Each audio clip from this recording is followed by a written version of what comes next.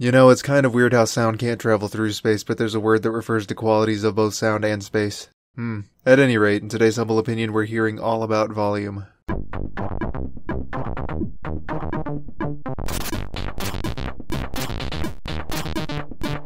Volume is a third-person top-down stealth game published and developed by Bithell Games. Bithell?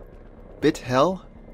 Bithell sounds cooler, let's go with that. It's an example of a stealth game done right. It's simple, it's elegant, and it feels great to play. As soon as you boot up the game, you get treated to a very short cutscene and are then dropped immediately into the action. The story is developed on the go, which leaves the player to partake in as much of it as they want or progress at their own speed independently. Though I personally felt obligated to stand around doing nothing while the protagonist and his AI prisoner spout out exposition and narration back at one another, there's nothing that explicitly says you have to. If you wanted, you could mute the whole game and pretend it's nothing more than its bare mechanics. That being said, the narrative is delivered entirely through dialogue and a few short text documents sprinkled throughout the levels. They aren't hard to miss and serve as even more optional world building for those who are interested in a decent narrative. The story revolves around Rob and his AI companion Alan. Alan was created to serve the corporation that has brought civilization to its knees in a sort of strange dystopian England that enforces a strict caste system. Rob's family was charged with protecting the state, which he fulfills by getting his hands on Alan and educating the people on how to take back the world that was stolen from them in a militaristic coup. I particularly like the attention to detail that the writers had, going so far as to explain that the valuables are all represented as gems because introducing variety would have led to unnecessary processing power on Alan's behalf. There are also quite a few prods at the stealth genre and some meta humor as well.